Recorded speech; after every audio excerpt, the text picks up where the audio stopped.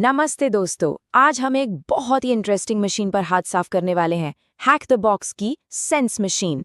और मजे की बात यह है कि हम इसे बिना किसी ऑटोमेटेड टूल मतलब बिना मेटास्प्लॉइट के पूरी तरह से मैन्युअली हैक करेंगे। ये एक परफेक्ट लैब है ये समझने के लिए कि एक पीएफ सेंस फायरवॉल को असल में कैसे टेस्ट किया जाता है। आगे बढ़ने से पहले दोस्तों, स्वागत है AI डिजिटल गुरु में। हमारी वेबसाइट adigitalguru.in अब लाइव हो चुकी है, जहां आप व्हाट्सएप और टेलीग्राम बॉट्स को डिप्लॉय करना सीख सकते हैं। तो अपनी स्किल्स को एक लेवल ऊपर ले जाने के लिए वेबसाइट जरूर चेक करें। ठीक है, चलिए अब वापस आते हैं हमारी सेंस मशीन पर। तो आज का हमारा गेम प्लान क्या है? सबसे पहले हम सेंस मशीन की चुनौती को समझेंगे। फिर हम स्कैनिंग करके देखेंगे कि कौन कौन से दरवाजे खुले हैं। उसके बाद हम कुछ छिपे हुए क्रेडेंशियल्स ढूंढने की कोशिश करेंगे। और फिर मेन इवेंट, हम फायरवॉल को एक्सप्लॉइट करेंगे ताकि हमें मिल सके फुल रूट एक्सेस। और आखिर में हम बात करेंगे कि इस पूरे प्रोसेस से आप अपनी OSCP की तैयारी के लिए क्या सीख सकते हैं। तो चलिए शुरू करते हैं। तो चलिए चैलेंज को समझते हैं। हमारा टारगेट है सेंस मशीन, जिसका IP है 10.10.10.60 और मिशन एकदम सीधा है, रूट एक्सेस हासिल करना।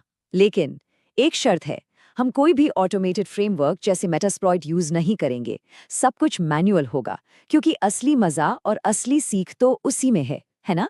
किसी भी हैकिंग का पहला नियम क्या है? जानकारी इकट्ठा करना, मतलब रिकॉनेसेंस। तो हम भी वहीं से शुरू करेंगे। हमारा पहला टूल होगा Nmap, जिससे हम ये पता लगाएंगे कि टारगेट पर कौन कौन से पोर्ट्स या दरवाजे खुले हैं। ओके, तो कमांड स्क्रीन पर है Nmap-A-P- और फिर टारगेट का IP। अब यहाँ -A का मतलब है एक एग्रेसिव स्कैन। ये हमें सिर्फ खुले पोर्ट्स ही नहीं, बल्कि उन पर चल रही सर्विसेज का वर्जन और दूसरी बहुत सी जानकारी भी देगा। और ये -P- ये बहुत ज़रूरी है।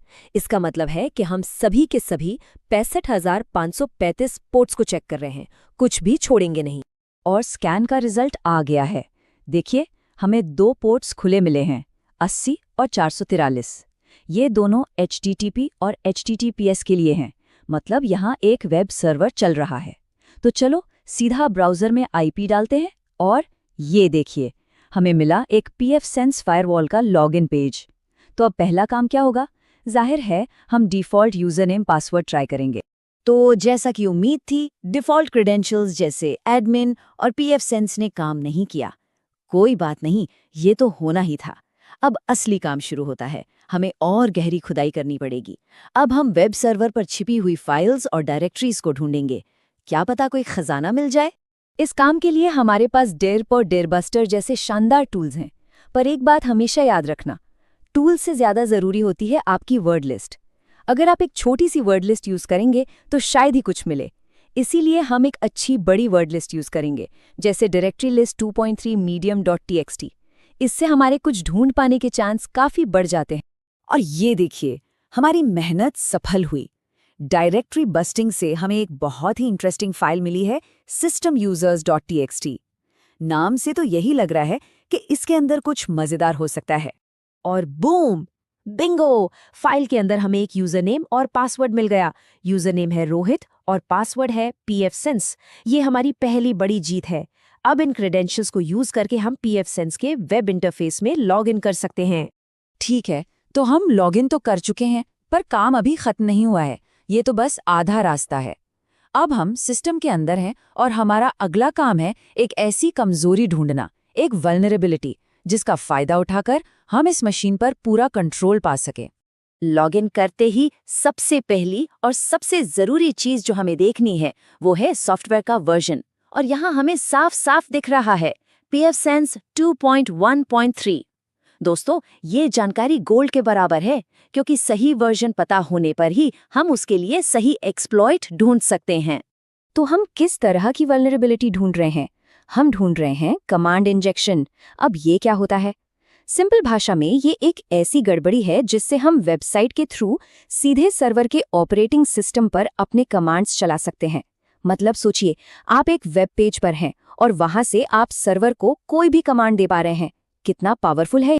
अब जब हमें वर्जन पता है तो अगला कदम है सर्च एक्सप्लॉइट को यूज करना। ये एक तरह से एक्सप्लॉइट्स की ऑफलाइन गूगल है।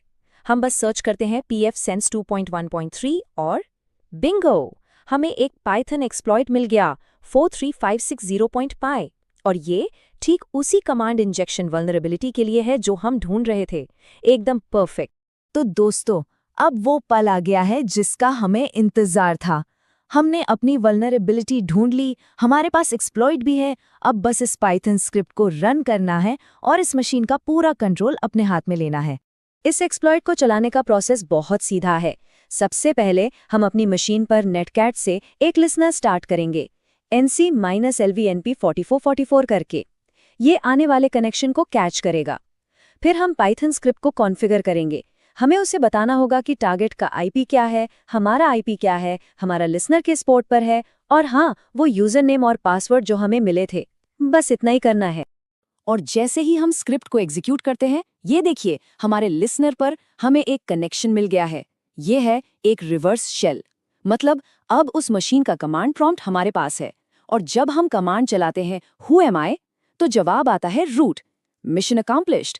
अब हम इस सिस्टम के एडमिन हैं, मालिक हैं। तो हमने मशीन को हैक तो कर लिया, पर यहाँ कहानी खत्म नहीं होती। सबसे ज़रूरी है ये समझना कि हमने इस पूरी एक्सरसाइज से सीखा क्या। ख़ास तौर पर अगर आप OSCP जैसी सर्टिफिकेशन की तैयारी कर रहे हैं, तो चलिए कुछ की टेकअवेज पर नज़र डालते हैं। तो सबसे पहला और ज़रूरी सबक, रिकॉनेसेंस की वर्जन नंबर पता लगाना सब कुछ बदल सकता है। दूसरा, एन्यूमरेशन में कभी भी शॉर्टकट मत लो, हमेशा अच्छी और बड़ी वर्ड लिस्ट यूज़ करो। तीसरा, सिर्फ एक्सप्लॉइट्स को चलाना मत सीखो, ये समझो कि वो काम कैसे करते हैं। मैनुअल एक्सप्लॉइटेशन से ही असली कॉन्सेप्ट क्लियर होते हैं। और सबसे ज़रूरी, परसिस्टेंस, मतलब लगे रहो। पहली बार में सफलता नहीं मिलती, हार मत मानो। दोस्तों, अब एक पर्सनल रिक्वेस्ट है। अभी हमारे चैनल पर सब्सक्राइबर्स बहुत कम हैं। आपका एक सब्सक्राइब हमारे लिए बहुत बड़ी बात है, सो प्लीज़ सब्सक्राइब ज़रूर करें। आपका सपोर्ट हमें और भी ऐसा कंटेंट बनाने के लिए मोटिवेट करता है। तो क्या आपको ये वॉक थ्रू हेल्पफुल लगा? अगर आप हैक द बॉक्स मशीन्स पर ऐसे और वीडियोस चाहते हैं तो इस वीडियो को लाइक ज़रूर करें। सुरक्षित रहिए और हमेशा सीखते रहिए। मिलते हैं अगले सेशन में।